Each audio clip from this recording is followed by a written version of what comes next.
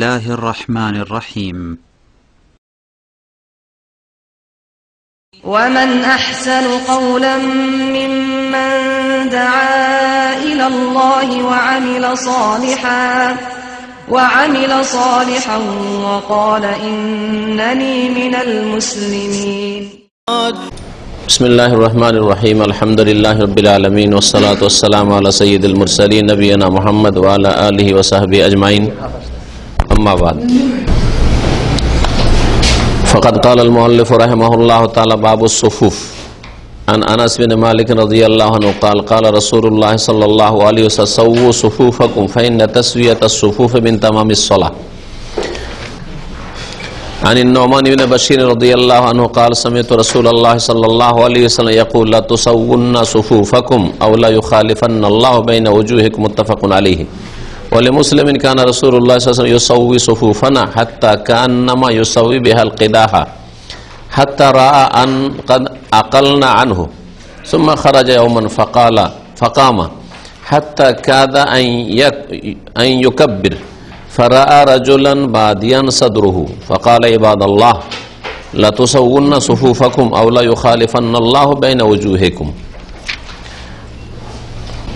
আজকে আমাদের উমদাতুল আহকাম থেকে আলোচনা হবে ইসলামিক সেন্টার আকারে কোর্সে সালাতের কাতার সম্পর্কে।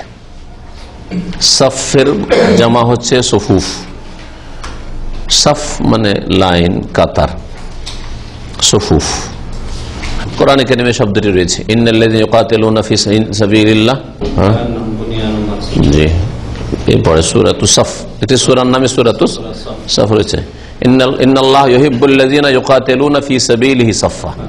জি, ইন্নাল্লাহ ইউহিব্বুল্লাযীনা ইউকাতিলুনা ফি সাবিলিহি সাফান মানে সারিবদ্ধ হয়ে। তো সারিবদ্ধ হওয়া, সাফ মানে হচ্ছে সারিবদ্ধ হওয়া, সাফা ইয়াসুফু নাসারায়ান শুরু থেকে। কয়েকটি হাদিস রয়েছে অধ্যায় ইনশাআল্লাহ তাআলা আজকে শেষ করব নামাজের কাতার সম্পর্কে। আনাস বিন মালিক রাদিয়াল্লাহু তাআলা আনহু থেকে বর্ণিত, তিনি বলেছেন কালা রাসূলুল্লাহ সাল্লাল্লাহু আলাইহি রাসূলুল্লাহ বলেছেন সাওয়ু সুফুফাকুম, তোমরা তোমাদের কাতারগুলিকে সোজা করে নাও। সাওয়া ইউসাউই তাসবিয়া বাবে তাফঈল থেকে, মানে বরাবর করে নেওয়া। হ্যাঁ, সাওয়াউন শব্দ থেকে, সাওয়াউন আলাইহিম তাদের জন্য সমান, বরাবর।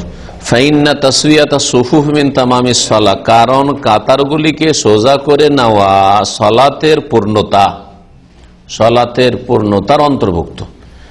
তার মানে সালাত সম্পূর্ণ হয় কাতার সোজা করলে, আর সালাত সোজা না করলে, আগে পিছে থাকলে সালাত অসম্পূর্ণ থাকে। অসম্পূর্ণ থাকে মানে কাজের যোগ্য কিন্তু অসম্পূর্ণ, নাকি একেবারে কাজেরই যোগ্য নয়, দুটি সম্ভাবনা রয়েছে। একদল বলছেন যে অসম্পূর্ণ থাকে, তার মানে আসল সালাতটা শুদ্ধ হয়ে যায়, নামাজটা ফাসেদ বা বাতিল হয়ে যায় না। আর একদল বলছেন যে না, কাতার আগে পিছে এরকম থাকলে নামাজ নষ্ট হয়ে যাবে। তো মাসলা মাসাইলগুলিতে আমরা পরে বিস্তারিত আসছি। এই ছিল হাদিস নবী করিম সাল্লাল্লাহু আলাইহি সাল্লামের এই অধ্যায়ে প্রথম হাদিস। এই হাদিস দ্বারা বোঝা গেল যে সালাতে কাতারগুলিকে সোজা করে নেওয়া শরীয়তের একটি গুরুত্বপূর্ণ বিধান। কিভাবে সোজা করতে? বেইতিদালিল কায়েমিনা বিহা, যারা ওই কাতারে দাঁড়াবে তারা সোজা হয়ে যাবে, আগে পিছে থাকবে না। আলা সিমতিন ওয়াহিদ, একই দিকে, একই ভাবে বা একই দিকে মুখ করে, তো কেউ এদিকে বাঁকা কেউ এদিকে বাঁকা এরকমও নয়, হ্যাঁ, কেউ আগিয়ে কেউ পিছিয়ে এরকমও নয়। মিন গায়রি তাকাদ্দুমিন ওয়ালা তাআখুর, না এগিয়ে থেকে না পিছিয়ে থেকে। তারপরে বলছেন যে এই হাদিস দ্বারা আরো জানা গেল যে কাতার সোজা করা হচ্ছে সালাতের পূর্ণতা।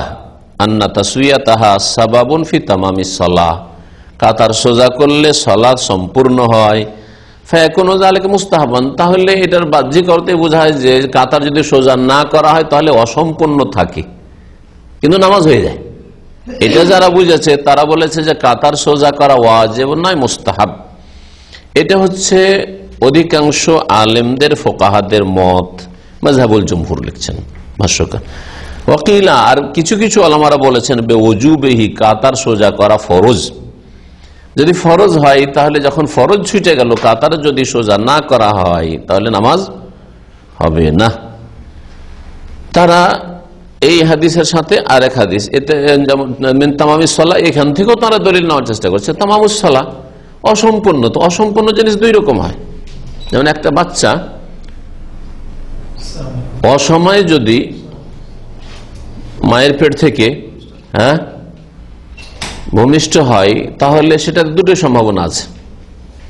সে বাচ্চাটি হয়তো মাথা থেকে পা পর্যন্ত অঙ্গ প্রত্যঙ্গ সম্পূর্ণ মোটামুটি হয়েছে, কিন্তু কিছু ঘাটতি আছে শারীরিক দিক থেকে, অসম্পূর্ণ। হয়তো বেঁচে গেল কিন্তু অত্যন্ত দুর্বল, অত্যন্ত দুর্বল, ক্ষীণ। এটা যেমন সম্ভাবনা আছে, ঠিক তেমনই সম্ভাবনা আছে যে 3 মাসের, 4 মাসের, 5 মাসের বাচ্চা, 6 মাসের বাচ্চা একেবারে এমন অসম্পূর্ণ যে বাঁচলই না অথবা মৃত জন্ম নিল, ঠিক না? সেটাকে অসম্পূর্ণ বাচ্চা বলা হয়, ঠিক না? অসম্পূর্ণ। এই ব্যাখ্যাটা এই জন্য করছি যে সূরা ফাতিহা সম্পর্কে এইরকম একটি হাদিস রয়েছে, মান সাল্লা ওয়া লাম ইয়াকরা বিউম্মিল কোরআন, যে ব্যক্তি নামাজ পড়লো আর সূরা ফাতিহা পড়লো, ফাসালাতুহু খিদাজুন গায়রু তামাম, তার নামাজ হচ্ছে অসম্পূর্ণ। খেদাজ মানে নাকিসুন, হ্যাঁ, অসম্পূর্ণ। এই খেদাজ শব্দটি যেহেতু মুশকিল শব্দ, তার ব্যাখ্যা নিজে নবী সাল্লাল্লাহু আলাইহি ওয়াসাল্লাম গায়রু তামাম, অর্থাৎ অসম্পূর্ণ। এখন অসম্পূর্ণ থেকে হানাফিরা বা যারা সূরা ফাতিহা পড়া, এমনকি ইমামের জন্য তারা ফরজ বলছে না, বিশেষ করে হানাফিরা, ওরা ইমামের জন্য ওয়াজিব। ওদের কাছে ফরজ ওয়াজিব পার্থক্য আছে। তার মানে ইমামও যদি না পড়ে নামাজ অসম্পূর্ণ হবে, কিন্তু নামাজ হয়ে যাবে। ইমামের জন্য তাদের কাছে রুকুন বা ফরজ নয়। তারা বলছে যে গায়রু তামাম মানে কাজের যোগ্য কিন্তু অসম্পূর্ণ, কাজের যোগ্য কিন্তু অসম্পূর্ণ। বোঝা গেছে? যেমন কেউ যদি বলে আপনার কাজটা অসম্পূর্ণ, বলছে কাজ হয়েছে, অনেকটা হয়েছে, অসম্পূর্ণ আছে, ঠিক না? এইভাবে তারা ব্যাখ্যা করার চেষ্টা করেছে। কিন্তু অধিকাংশ ওলামারা, শাফিঈয়া, মালিকিয়া, হাম্বলি, তারা আহলে হাদিস, তারা বলছেন যে খেদাজ আরবি শব্দ থেকে এসছে, যে আরবরা আখদা জাতির নাকা, উষ্ট্রি অসম্পূর্ণ বাচ্চা জন্ম দিয়েছে। এটা কখন বলে? যখন বাচ্চা সময়ের আগেই ভূমিষ্ঠ হয়ে যায়, ওয়ালাম ইয়াস্তাবিন খিলকাহু, আর তার সৃষ্টি এখনো পূর্ণ হয়নি, হাত পা অঙ্গ প্রত্যঙ্গ পুরা হয়নি, আর সেটা বাঁচেও না, ওই বাচ্চা সম্পর্কে আখদা জাতির নাকা বলা হয়। তাহলে বোঝা গেল যে যেই ব্যক্তি সূরা ফাতিহা না পড়বে তার নামাজটা কেমন হবে? যে ওই নামাজের মৃত, মানে ওই নামাজের অঙ্গ প্রত্যঙ্গ হয়নি, তার নামাজ হয় নাই। জি, একটি হাদিস থেকে দুই দিকে টানার চেষ্টা করেছে। এই জন্য এখানেও ওই ব্যাখ্যাটি যারা ওয়াজিব বলেছেন তারাও দলিল পেশ করতে পারে, অসম্পূর্ণ কোনো কাজের যোগ্য না নামাজ, সুতরাং কাতার সোজা করা ফরজ। জি, আরো হাদিস, সামনের হাদিস আসছে, ওইটিও দলিল যখন চলে আসছে আমাদের সামনে, সুতরাং তার সারা থেকে শোনাবার দরকার নেই ওই হাদিস। জি, এই হাদিস দ্বারা বোঝা যায় যে কমপক্ষে কাতার আগে পিছে থাকা অথবা সবাই সোজা হয়ে না দাঁড়িয়ে একটু এদিকে ওইদিকে হয়ে দাঁড়ানো, এটা হচ্ছে অপছন্দনীয়, মাকরুহ।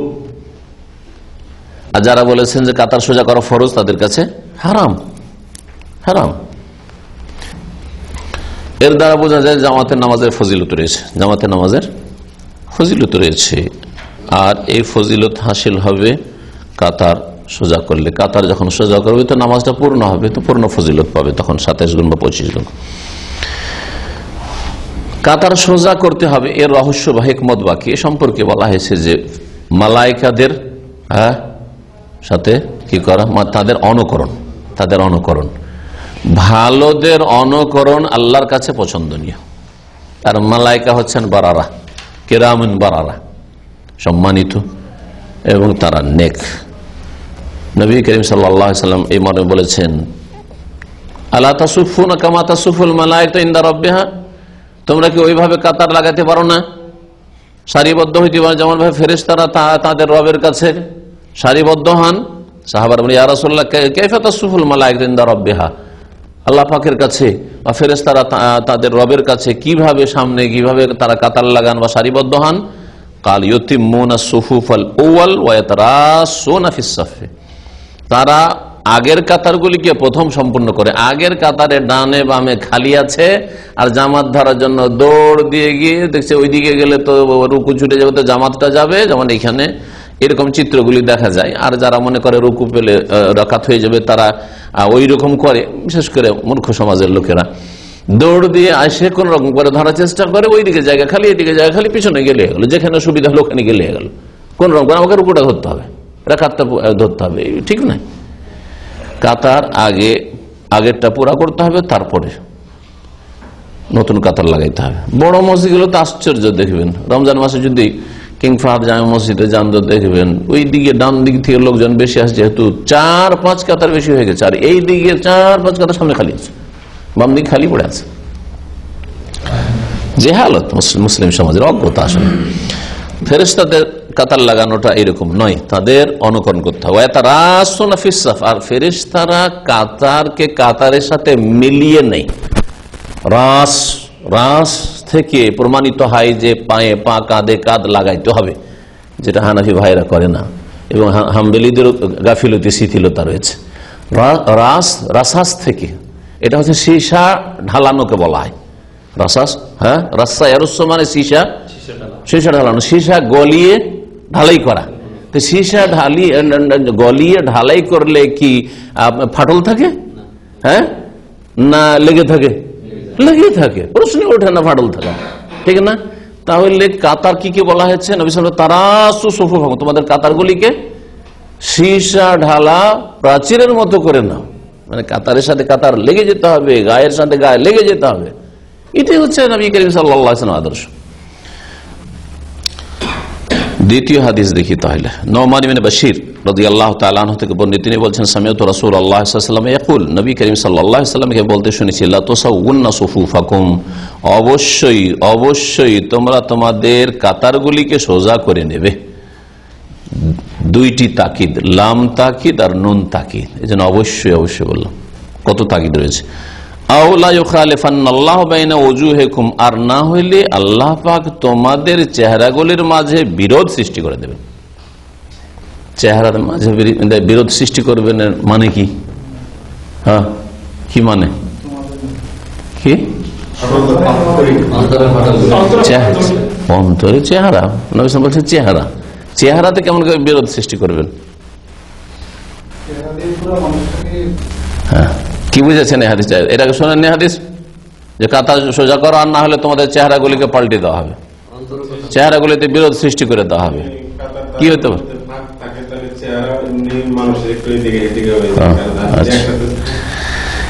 এর একটা বাহ্যিক ব্যাখ্যা করেছে যে চেহারা মানে চেহারাই। তারা বলছে যে আল্লাহ পাক চেহারাকে কোন পশুর, প্রাণীর চেহারার সাথে কি করে দিতে পারেন? চেহারাতে রূপান্তরিত করে দিতে পারেন, চেহারাকে বিকৃত করে দিতে পারেন। যেমন অন্য হাদিস রয়েছে, যেই ব্যক্তি রুকু সেজদাতে ইমামের আগে মাথা উঠিয়ে নেবে, আল্লাহু রাসাহু তাসাহি মারেন, তার মাথাকে আল্লাহ পাক গাধার মাথার সাথে পরিবর্তন করে দিতে পারেন, গাধার মাথা বানিয়ে দিতে পারেন।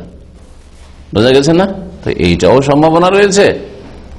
আর একটা হচ্ছে বাহ্যিক জাহিরি অর্থ না, সেটা অধিকাংশ ওলামারা নিয়েছেন। সেটা হচ্ছে যে অজু বলতে এখানে কলুব উদ্দেশ্য করা হয়েছে। অজু বলতে কি উদ্দেশ্য করা হয়েছে? তোমাদের অন্তরে আল্লাহ বিরোধ সৃষ্টি করে দেবেন, আর অন্তরে যখন বিরোধ সৃষ্টি হয় তখন তার প্রভাব চেহারার উপর পড়ে।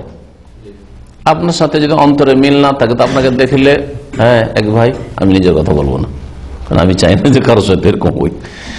তো অনেক সময় উদাহরণ দিতে গিয়ে এরকম আমরা অনেক সময় অনিচ্ছাকৃত বলে ফেলি, ধরেন আপনার সাথে আমার বিরোধ আছে, কেন এরকম এক্সাম্পল দিতে যাবেন আপনি?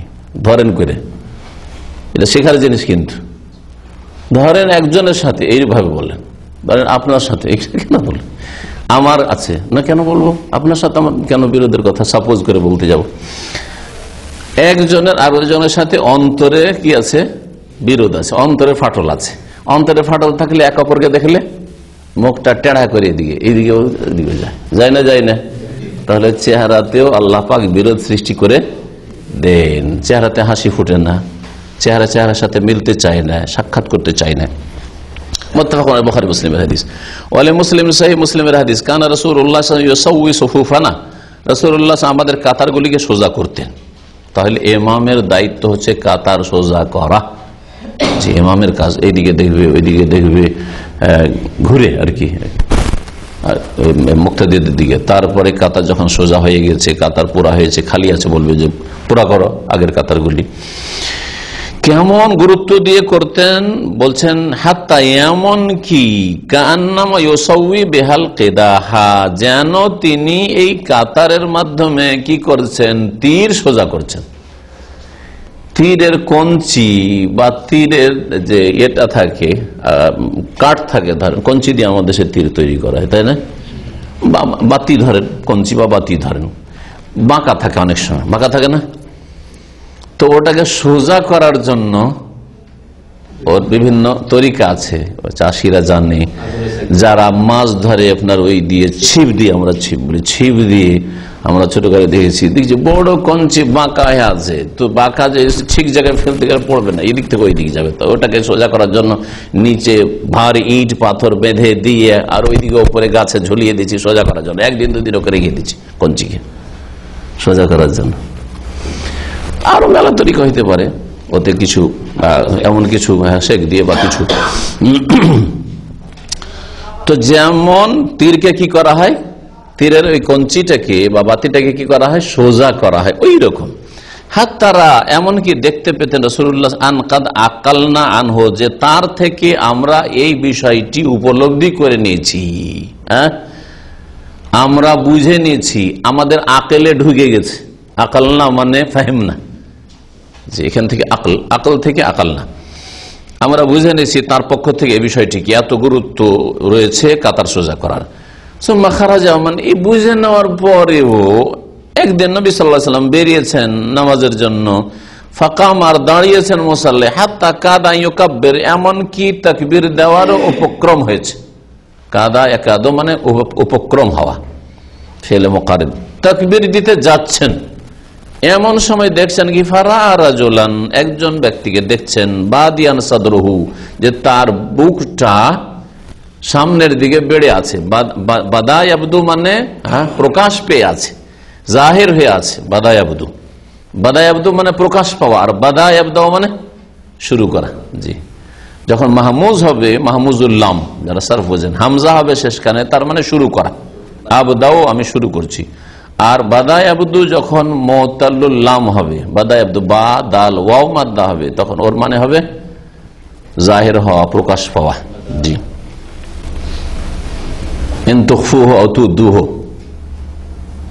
কোরআন কারীমের একাধিক জায়গায় রয়েছে, তার মধ্যে সূরা বাকারার শেষটা বলেন, হ্যাঁ, এক জায়গায় রয়েছে কুল ইন তুখফু মা ফি সুদুরিকুম আও তুবদুহু ইয়ালামুল্লাহ, তারপরে লিল্লাহি মা ফিস সামাওয়াতি ওয়া মা ফিল আরদ ইন তুবদু মা ফি আনফুসিকুম ইন তুবদু আও তুখফুহু ইউহাসিবুকুম বিহিল্লাহ ইন তুবদু মা ফি আনফুস, তোমাদের মনে যা কিছু আছে তা যদি প্রকাশ করো, মানে এখানে প্রকাশ যদি করো মনের কথা, আও তুখফু অথবা লুকিয়ে রাখো, সবটাই আল্লাহ সমানভাবে জানে।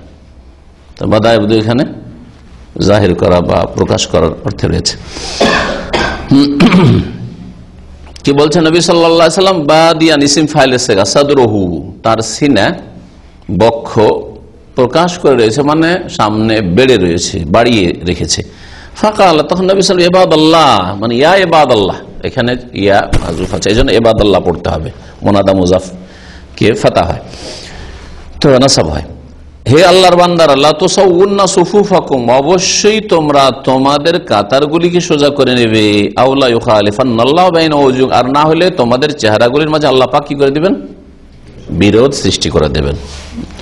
এই ছিল হাদিস এই মর্মে। এই হাদিস দ্বারা বোঝা যায় যে কাতার সোজা করা ফরজ, কারণ ধমক, তোমাদের চেহারাকে আল্লাহ বিকৃত করে দেবেন অথবা তোমাদের মধ্যে বিরোধ সৃষ্টি করে দেবেন।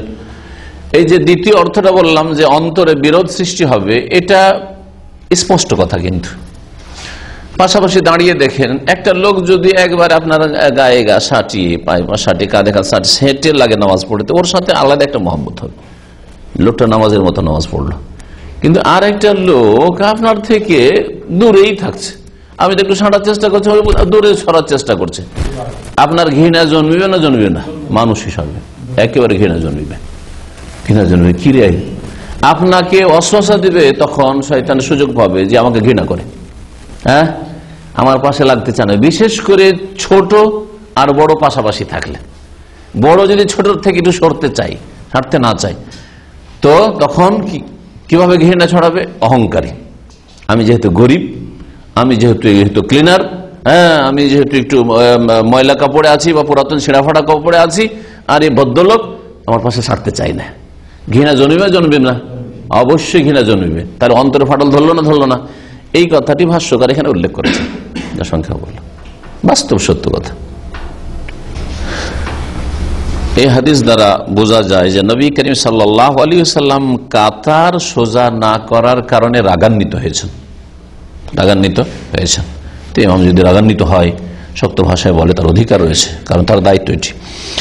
এই হাদিস দ্বারা বোঝা যায় যে ইকামত আর তাকবীরে তাহরিমার মাঝে কথা বলা জায়েজ রয়েছে। হে আল্লাহর বান্দারা, কি করছো তোমরা? কাতার সোজা করো।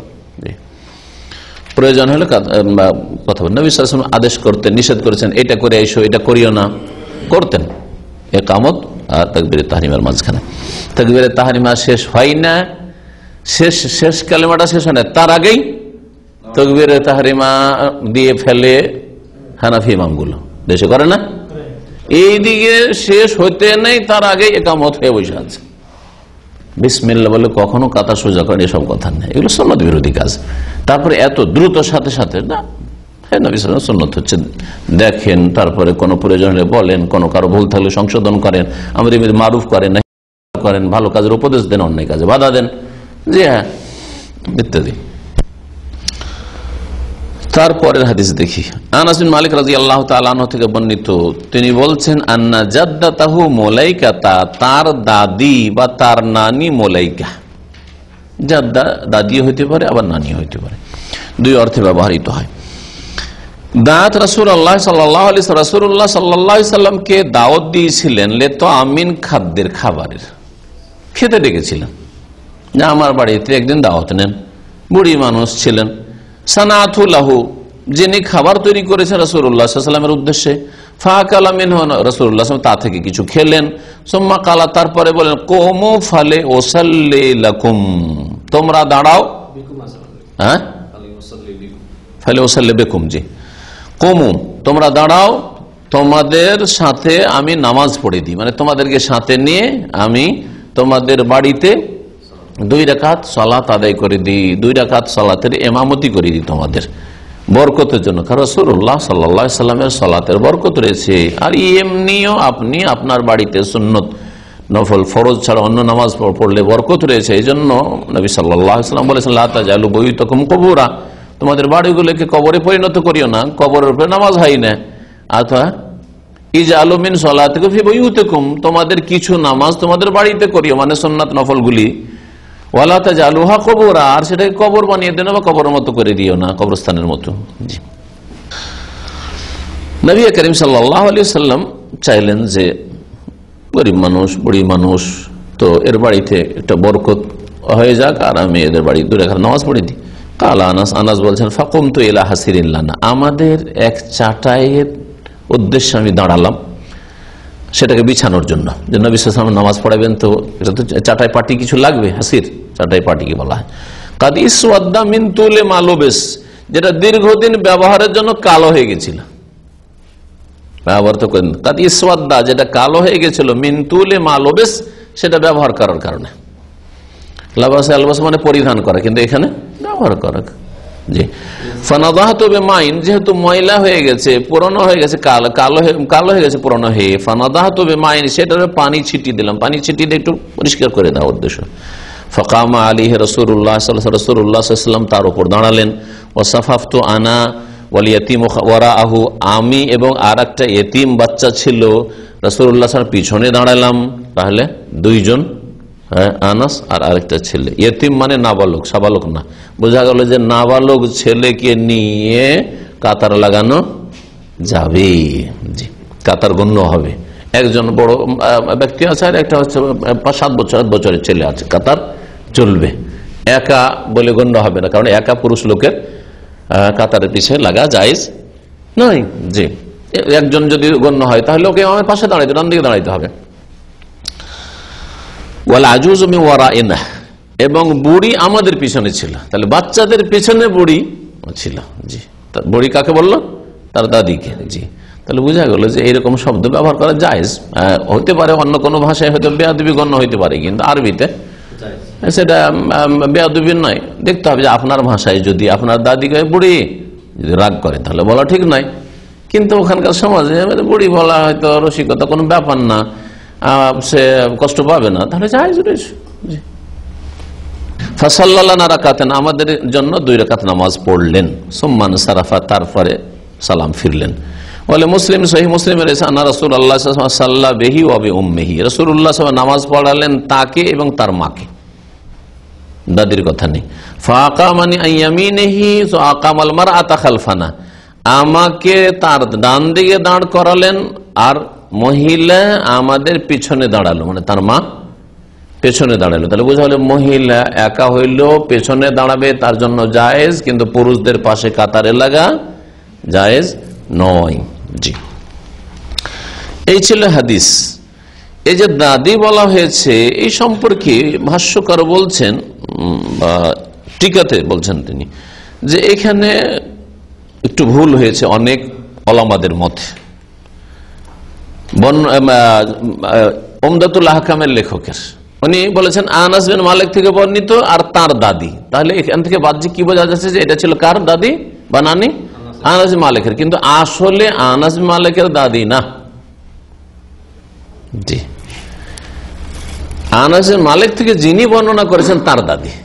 তাহলে এখানে জাদ্দাতহ উল্লেখ করতে হলে কি বলতে হয়তো, ওই আনাস বিন মালিক থেকে বর্ণনাকারী যে রাবি রয়েছেন তার নামটা এখানে উল্লেখ করা উচিত ছিল, প্রয়োজন ছিল। বলছেন যে মাসাররাবিহিমিন আনহা জাদ্দাতু আনাস, এখানে যে স্পষ্ট মনে হচ্ছে যে সেটা আনাসের দাদি বা নানি ছিল, খেলাফুল মাশহুর, যেটা প্রসিদ্ধ তার বিপরীত। প্রসিদ্ধ ঘটনা আসলে এরকম নয়। ওয়াযালিকা, কারণ হাযাল হাদিস ইয়ারবিহি ইসহাক ইবনে আব্দুল্লাহ বিন আবি তালহা আন আনাস, ইসহাক বিন আব্দুল্লাহ বিন আবি তালহা, এই ইসহাক বিন আব্দুল্লাহ বর্ণনা করেছেন আনাস থেকে। আর জমির এ জাদ্দাতুহুর যাচ্ছে কোন দিকে? ইসহাক বিন আব্দুল্লাহর দিকে। ইসহাক বিন আব্দুল্লাহ আন আনাস বিন মালিক আন্না জাদ্দাতাহু, যদি বলা হয়তো কার দাদি? ইসহাক বিন আব্দুল্লাহর দাদি, আনাসের দাদি তাহলে নয়। এটা আল্লাহু আলাম। এতে এমন মাসলার কোনো যায় আসে না, এটা যারা হাদিস সাবজেক্ট নিয়ে পড়বে গভীরভাবে তাদের জন্য প্রয়োজন। অধিকাংশ ওলামাদের নিকটে বলছেন যে অপ্রাপ্ত বয়স্ক ছেলে কাতার লাগাতে পারে, হ্যাঁ, মানে ওদের কাতার গণ্য, যেমন বিষয়টি বললাম, ফরজে হোক অথবা নফলে হোক। দলিল এই হাদিসটি, দলিল এই হাদিস, যারা নাবালক তাদেরও কাতার গ্রহণযোগ্য। জি, কেউ কেউ নফলের সাথে খাস করেছেন, যেমন হাম্বলি মযহাবে তারা বলছে যে নফলে কাতার লাগবে, কারণ এই নামাজটি নফল ছিল বলে এখান থেকে।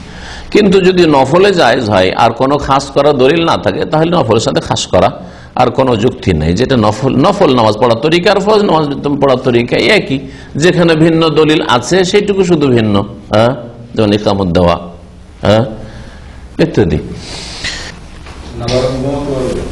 প্রশ্ন পড়ে নাবালকের ইমামতিও চলবে, হানাফি মতে মাকরুহ, কিন্তু নাবালকের ইমামতি চলবে। সহিহ বুখারীতে হাদিস রয়েছে যে আমর ইবনে সালামা, ও তো সাহাবীর নাম, ছোট্ট বাচ্চা, এত ছোট বাচ্চা, 7 বছর 8 বছরের বাচ্চা ইমামতি করো, তো ওর সবচেয়ে বেশি কোরআন মুখস্থ ছিল, আর ওই মহল্লার কারো বেশি কোরআন মুখস্থ নাই, তো ফাকাদ্দামুনি, আমাকে আগে বাড়িয়ে দিল। ছোট্ট একটা কাপড় ছিল, যখন ওই সিজদায় যেত তখন পাছা খুলে যেত, পেছন দিক থেকে দেখা যেত, পেছন দিক থেকে দেখা যেত। তো মহিলারা দেখছে যে এইদিকে ইমামের তো পাছা খুলে দিচ্ছে, এদিকে দেখা যাচ্ছে এই দিক থেকে। তখন মহিলারা মজাক করে বলছে, গাত্তু ইস্তা ইমামেকুম, গাত্তু ইস্তা ইমামেকুম, তোমাদের ইমামের পাছা ঢাকো। জি হ্যাঁ, বুঝেছে। তখন বলছে মহল্লার লোকেরা সবাই চাঁদা করে আমাকে এত সুন্দর একটা কাপড় কিনে দিল, ঢিলে ঢালা বড়, যে আমি এত খুশি হলাম, জীবনে এত খুশি হয়নি। ছোট ছেলে যদি এরকম গিফট পায়, আর আজকালকার বাচ্চাদের একটা খেলনা দিলেই, আরে বিরাট কিছু দিয়ে দিয়েছেন ওকে, 2-3 খেলনা দিলে, ঠিক না? যদি লেবাস ওই যুগে অভাবে যুগে একটা পোশাক পেয়ে যায় কত খুশি। ছোটকালে আমার মামা একটা জুতা দিয়েছিল, জীবনে প্রথম জুতা, তার আগে স্যান্ডেলই পরতেন, মনে নেই যে জুতা পরেছি, জুতাটা ভালো, ওই জুতা এখনো মনে আছে, জীবনের প্রথম জুতা সেই জন্য। অথচ ওই জুতাটার আজকে এমন কোনো মূল্য নেই, তখনকার যুগে 10 না 12 টাকা দাম ছিল জুতা। হ্যাঁ, 40 বছর আগে হবে হয়তো, হ্যাঁ, তারও বেশি হবে। মহিলা একা দাঁড়াতে পারবে কাতারের পিছনে একা দাঁড়াতে পারে যদি একাই থাকে, কিন্তু একাধিক মহিলা থাকলে তখন তখন কাতার সোজা করা জরুরি, মহিলার কাতারে দাঁড়াবে। পুরুষদের জন্য একা কাতারের পিছনে যদি নামাজ পড়ে তাহলে নামাজ হবে না, নবী সাল্লাল্লাহু আলাইহি ওয়াসাল্লাম পুনরায় নামাজ পড়তে বলেছেন। এখন মশলা হচ্ছে ডানে বামে সব ফুল হয়ে গেছে, আর কোনো মুসল্লি আসছে না, তখন কি করবেন? এই মশলায় তখন দ্বিমত রয়েছে। একদল বলছে একটা লোককে টেনে নেন,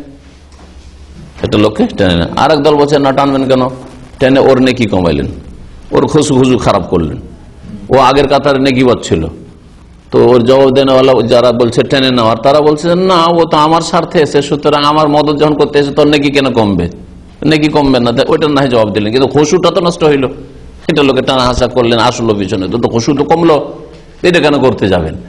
এই জন্য সঠিক মতে এই ক্ষেত্রে আল্লাহ আলাম যে এই ক্ষেত্রে যখন নিরুপায় কোনো লোক আসছেন না, ডানে বামে ফুল হয়ে গেছে, তখন একাই কাতারে পুরুষের নামাজ হবে। যে হাদিসে বলা হয়েছে এইভাবে সমন্বয় করাটাই বেশি ভালো। যে হাদিসে বলা হয়েছে আমার ঈদাসসালাহ, একা নামাজ পড়েছিল, একটা লোক বললো যে আবার নতুন করে, নবী সাল্লাল্লাহু আলাইহি ওয়াসাল্লাম বললেন যে আবার নতুন করে নামাজ পড়ো। তো এই হাদিস অর্থ হয়েছে যে জায়গা থাকতে, ডানে বামে জায়গা আছে, শুধু রাকাতটা ধরার জন্য যারা, হ্যাঁ ঠিক ওই রকমের রাকাত ধরার জন্য যারা লেগে যাচ্ছে, ওই রাকাত হবে না, কারণ নামাজই তো হয়নি, তো রাকাত কি করে হবে?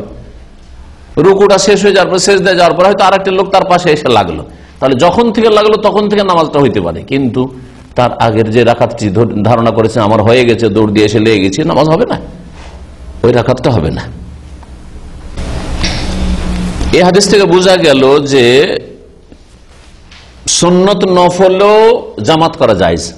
সুন্নত নফলে গুরুত্বপূর্ণ মাসলা এটা, সুন্নত নফলে কি জায়েজ? জামাত সুন্নতের শুধু তারাবির সাথে খাস না, প্রয়োজনে আপনি আপনার ছেলে মেয়েদেরকে নিয়ে, আপনার বিবিকে নিয়ে বাড়িতে একটা জামাত করে মাঝে মধ্যে তাহাজ্জুদ পড়তে চাইছেন, জায়েজ রয়েছে।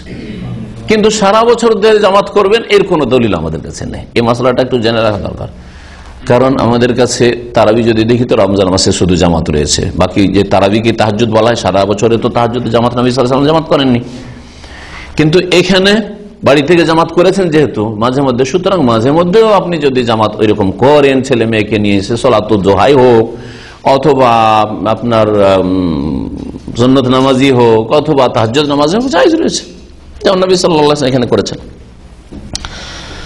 শিক্ষা দেওয়ার উদ্দেশ্যে নামাজ, তালিমের উদ্দেশ্যে নামাজ পড়া যায়। এখন আমার বাচ্চা, ছোট ছোট বাচ্চারা, এখন আমি করি কি, আমার বাচ্চাদেরকে সুন্নতগুলো বাসায় এসে পড়ি, এতে করে ওর নামাজটা ভুল পড়ছে না ঠিক পড়ছে, এইভাবে থাকছে।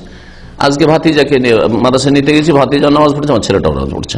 আব্দুল মজিদ ওমর, তো দেখছি ওমর রুকু করছে এইভাবে, মাথায় আছে, শেখানোর প্রয়োজন, তাহলে এভাবে তো রুকু না, অথবা এদিক ওদিক তাকাচ্ছে। তো যদি এইগুলো হয়, তো এইগুলো তরবিয়তের জন্য, তালিমের জন্য নামাজ পড়া জায়েজ রয়েছে। ভাষ্যকার বলছে জাওয়াজু সলাতি লিকাসদি তালিমে বিহা, নবী সাল্লাল্লাহু আলাইহি ওয়াসাল্লাম ওর বাড়িতে যে নামাজ পড়ে দিল, ওই মুলাইকার বাড়িতে বা আনাসের দাদির বাড়িতে, বা যে বাড়ি দাওয়াত খেতে গিয়েছিলেন, এটা শিক্ষা দেওয়ার উদ্দেশ্যে একটা উদ্দেশ্য, আর একটা হচ্ছে বরকতের উদ্দেশ্য, ওই বাড়ির বরকতের উদ্দেশ্যে। এছাড়াও যদি কোনো উপকারী দিক থাকে, কেউ যদি অভিমান করে, আপনি একজন বড় ব্যক্তি, বিশেষ করে বড় ব্যক্তি কোথায় গেলে আমার বাড়িতে 2 রাকাত আপনি নামাজ পড়েন, জায়েজ আছে, জায়েজ আছে, এটা বলুন না, এটা অতিরঞ্জন না।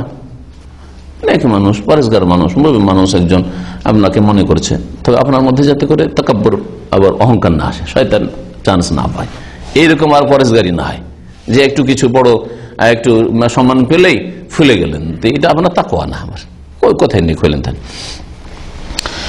দাওয়াত কবুল করা মুস্তাহাব, দাওয়াত কবুল করা মুস্তাহাব। নবী করিম সাল্লাল্লাহু আলাইহি ওয়াসাল্লাম মহিলার দাওয়াত কবুল করেছেন, বুড়ির দাওয়াত কবুল করেছেন, হ্যাঁ, গরিবদের দাওয়াত কবুল করেছেন, দাওয়াত কবুল করা মুস্তাহাব। আর যদি ওলিমার, বিবাহ শাদীর দাওয়াত হয়, তাহলে সেটা হচ্ছে ওয়াজিব। বলছেন যে ওলিমা তো উরসুলে ফাইন্দা যালিকা তাজিবু ইজাবাতুদ দাওয়া, বিবাহের দাওয়াতের ক্ষেত্রে গুরুত্ব বেশি রয়েছে, সেজন্য সঠিক মত হচ্ছে যে ওই দাওয়াত কবুল করা ওয়াজিব। কেউ দাওয়াত দিলে অন্য অন্য দাওয়াত, আজকাল যে পারিবারিক দাওয়াতগুলি হচ্ছে, এই দাওয়াত কেউ যদি দেয় তো নিলে ভালো, আর যদি না নেন তো জায়েজ, নেওয়াটা ভালো। কিন্তু এই সব দাওয়াতে যদি ক্ষতির দিক বেশি থাকে, গত সপ্তাহে একটা দাওয়াতের কথা বলছি, খবর পেলাম পারিবারিক দাওয়াত, আমাদের একদিনই ভাইয়ের বাসাতেই দাওয়াত, আর 12-14টা ফ্যামিলিকে ডেকেছে। তো আমাকে এটাকে সাহস করে না, কারণ সবাই জেনে গেছে যে আমি দাওয়াত নিই না। এরকম দাওয়াত কেন নিই না, ওই কারণটা, এই ঘটনা বুঝতে পারবে। রাত 2টায় দাওয়াত খেয়ে ফিরে এসছে, যে ফিরে এসছে তাদের একজন আমাকে বলছে যে রাত 2টায় ফিরে এসছি বাসায়। বলে রাত 2টায় যদি খেয়ে দিয়ে ফিরে আসে তো ওইটা হজম করতে আর কিছুক্ষণ জাগতে হবে, কারণ ওই পেট নিয়ে শুইবে কি করে, একটু তো রিল্যাক্স করতে হবে। আর যদি সাথে সাথে ওই ঘুমিয়ে যায় তো আর কি ফজর পড়তে পারবে? তাহাজ্জুদ পড়া তো দূরের কথা, ফজর পড়তে পারবে? আমি তো মনে করি না যে ফজর পড়তে পারবে সব লোক। যার ফলে এরকম দাওয়াত খাওয়া ওই জন্য ছেড়েছি। বেশ কিছু কারণের মধ্যে এটা একটা গুরুত্বপূর্ণ কারণ। শেষ যেই দিন একবারে আমি কসমের মতো মোটামুটি করেছি, কসম করিনি কারণ আবার কাফারা দিতে হবে, কিন্তু কসমের মতো করেছি কোন দিন, যেই দিন 12:30টায় খাওয়া দাওয়া শুরু করলো, গিয়েছি 10:30টায় অফিস শেষ করে, অপেক্ষা করতে করতে গল্প চলছে, আর সেই দিন বাসাতেও যাওয়া হয়নি, নাস্তা পানিও হয়নি, 12:30টায় খাওয়া দাওয়া শুরু হলো। বলে ইন্না লিল্লাহি ওয়া ইন্না ইলাইহি রাজিউন, ফজরে কি করে ওঠা যায়? সেই দিন থেকে আমি একটু শক্ত।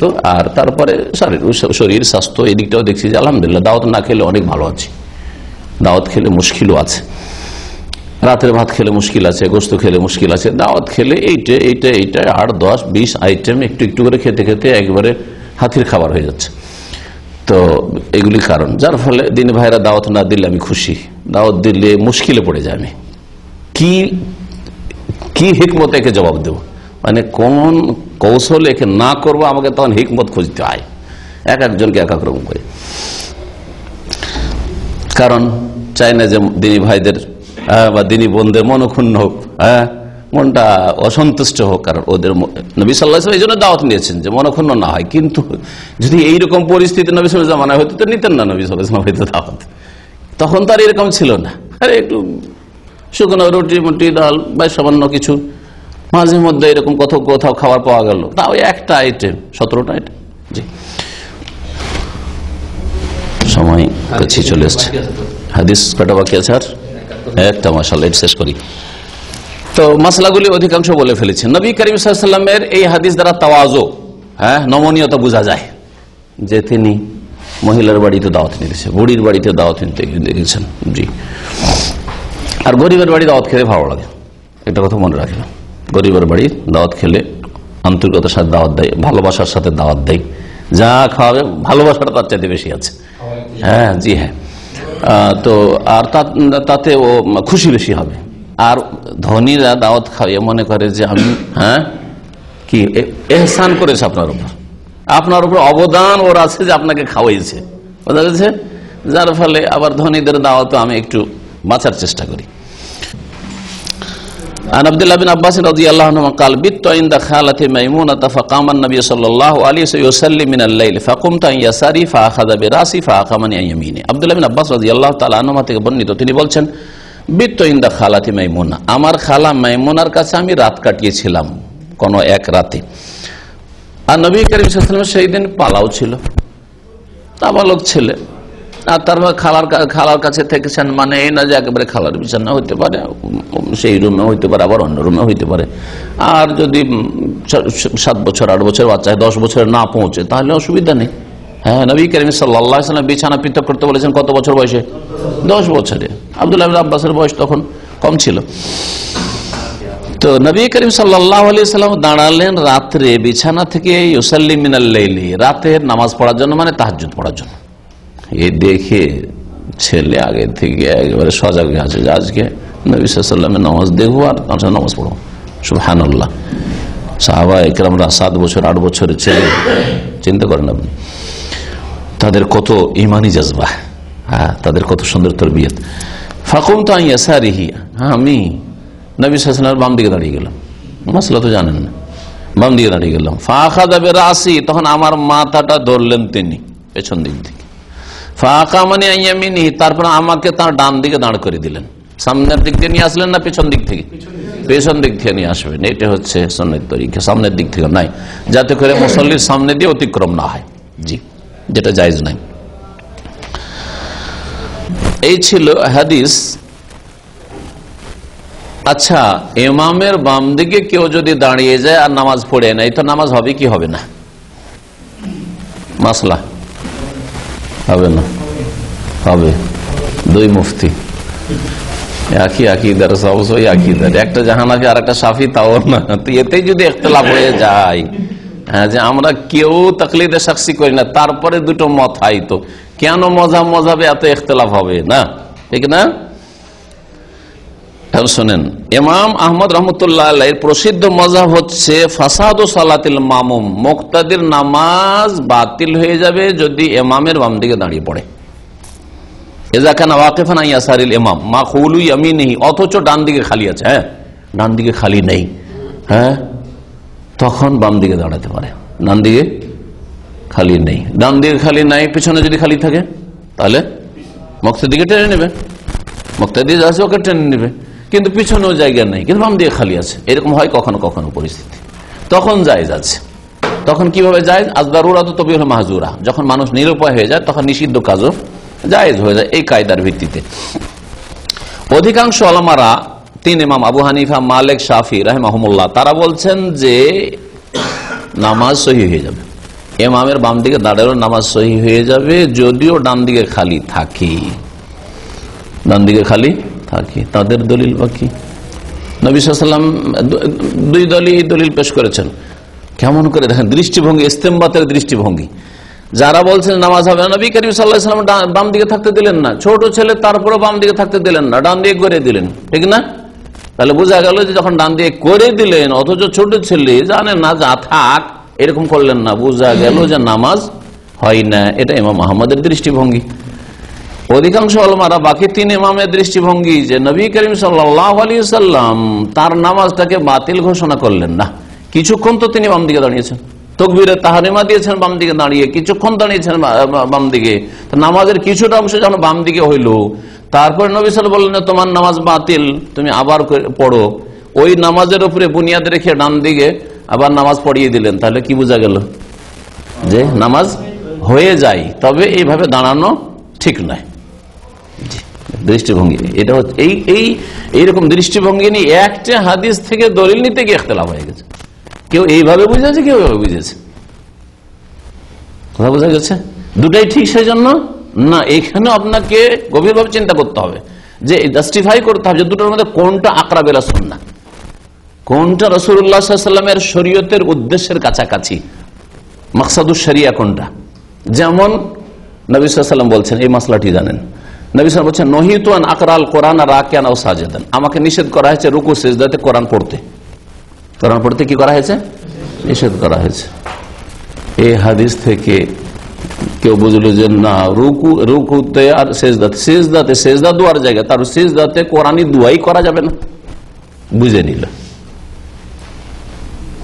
আর একজন বলছে যে না, মোটেই না, এটা এই বুঝ ভুল, আর এটাই ঠিক। কারণ শব্দের উপর গভীরভাবে চিন্তা করেনি। নবী সাল্লাল্লাহু আলাইহি ওয়াসাল্লাম কি বলছেন? আন আকরা আল কোরআন, কোরআন পাঠ করা, কোরআনি দোয়া করার কথা বলেননি, ঠিক আছে? তাহলে এটা কোরআন তিলাওয়াত বোঝানো হয়েছে। কোরআনের তিলাওয়াত করা যাবে না, রিসাইট করা যাবে না। আর নবী সাল্লাল্লাহু আলাইহি ওয়াসাল্লামের আরেক হাদিস যে দোয়া করো, হ্যাঁ দোয়া করো, ফাজতাহিদু ফি দুআয়ে, বুঝা গেছে? সুতরাং আর সবচেয়ে উত্তম দোয়া কোরআনে কারীমের দোয়া। সুতরাং এই হাদিস দিয়ে নবী সাল্লাল্লাহু আলাইহি ওয়াসাল্লাম দোয়া করা যাবে না এই কথা বুঝাননি। যারা বুঝেছে ভুল বুঝেছে, যারা বুঝেছে ভুল বুঝেছে। জি, এই হাদিস থেকে বোঝা গেল যে মুক্তাদি সিহাতু ওকুফুল ইমাম আন ইয়াসারিল ইমাম মা খুলুই, সিহাতু ওকুফুল মামুম আন ইয়াসারিল ইমাম মা খুলুই ইয়ামিনি, ডান দিক খালি থাকা সত্ত্বেও বাম দিকে যদি দাঁড়িয়ে যায় মুক্তাদি, তাহলে নামাজ সহিহ শুদ্ধ হয়ে যাবে। কারণ নবী করিম সাল্লাল্লাহু আলাইহি ওয়াসাল্লাম ইবনে আব্বাসের নামাজকে বাতিল ঘোষণা করেন না। এটা হচ্ছে অধিকাংশ উলামাদের যুক্তি। একজন যদি মুক্তাদি থাকে তাহলে কোন দিকে দাঁড়াবে? ডান দিকে দাঁড়াবে। জি, দুইজন মুক্তাদি হলে বা তার বেশি হলে পেছনে দাঁড়াবে যদি পেছনে জায়গা থাকে, পেছনে জায়গা না দিকে দাঁড়াবে, ডান দিকে দাঁড়িয়ে যদি হয়ে যায় তো যথেষ্ট পুরুষের, বাম দিকে হবে না মহিলাদের মতো। আর দেখা যায় ডান দিকে ফুল হয়ে গেল, পেছনে জায়গা নেই, তখন বাম দিকে দাঁড়ানো জায়েজ হবে। নামাজের অবস্থায় আব্দুল্লাহ বিন আব্বাসের নামাজকে ভঙ্গ না করিয়ে নামাজের অবস্থায় পেছন দিক দিয়ে টেনে এখানে নিয়ে আসলেন, এটা আমল হইল না হইল নামাজের অবস্থায়? হ্যাঁ, তো নামাজ তো বাতিল হলো না। তাহলে বোঝা নামাজের অবস্থায় নামাজের স্বার্থে যদি আমল হয় আর বেশি হয়, এত দূর হেঁটে এখানে আসলে বেশি আমল হলো না? গত সপ্তাহে বিষয়টা আলোচনা করেছি। তাহলে তাতে কোনো অসুবিধা নামাজের নাই। তাই বলছেন যে আন্নাল আমালা ফিস সালাত ইযা কানা মাশরুআন লিসিহাতিহা, নামাজের শুদ্ধতার জন্য শরীয়ত সম্মত যদি কাজ হয় নামাজের অবস্থায়, তাহলে লা ইয়াদুরুহা, নামাজের কোনো ক্ষতি নেই। জি, আর একটি মাসলা শুনেন, ইমামের জন্য জরুরি নয় যে শুরুতে তাকবীরে তাহরিমার সময় নিয়ত করতে হবে যে আমি ইমাম হইলাম, আমি নিজের নামাজের, আর কেউ যদি লাগে তাদেরও ইমাম হইলাম। অন্তর নিয়ত করা জরুরি না, আর মুখে বলা তো বেদাত। হানাফিরা বলছে যে না, ওই আগে থেকে নিয়ত করে থাকতে হবে যে কেউ আসলে তার ইমাম হয়ে থাকলাম। হ্যাঁ, ভুল কথা। কারণ এখানে নবী সাল্লাল্লাহু আলাইহি ওয়াসাল্লাম কল্পনা করেননি যে ইবনে আব্বাস এসে লেগে যাবে আমি দাঁড়ালে, ঠিক কিনা?